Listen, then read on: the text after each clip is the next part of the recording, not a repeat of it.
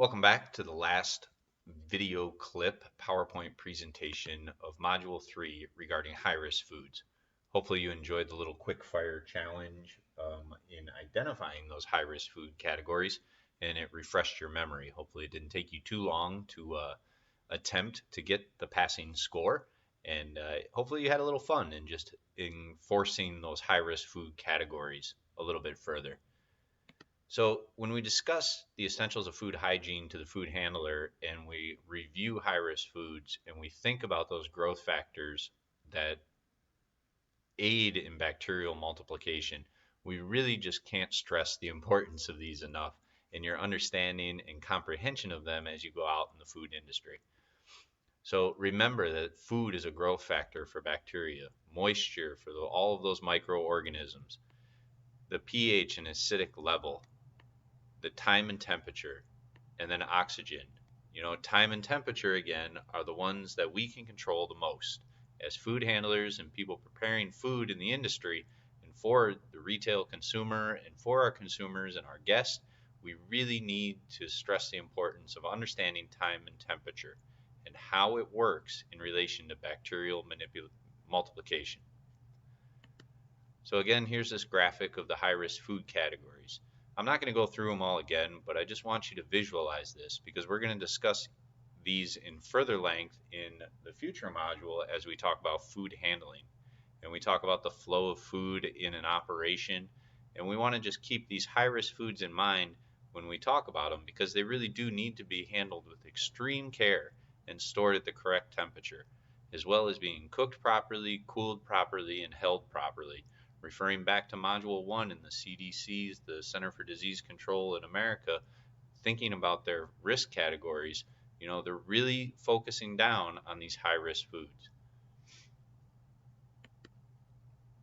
So the food poisoning chain, we talk about this in this interesting little graphic in this course, and I'm going to go through it in a little bit of detail for you so you understand it.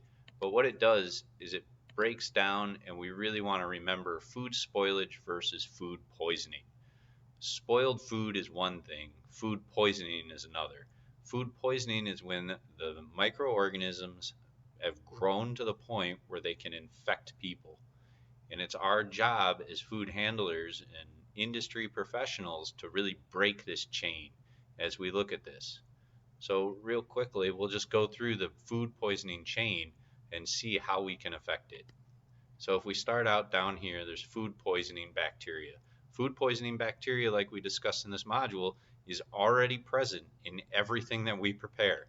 It's just really a matter of controlling the growth of it and minimizing the risk to the customer. So it contaminates high-risk foods. We talked all about high-risk foods. So food poisoning bacteria will contaminate high-risk food.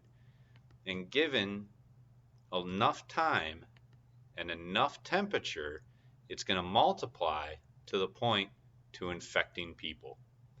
And so what we can do as food handlers is break the chain of time and temperature. So if we break this chain, we can really control time and temperature so the food poisoning bacteria contaminating high-risk food doesn't multiply to the point of infecting people. So keep this little graphic in mind as you progress through the rest of this course and remember these high-risk foods and these growth factors.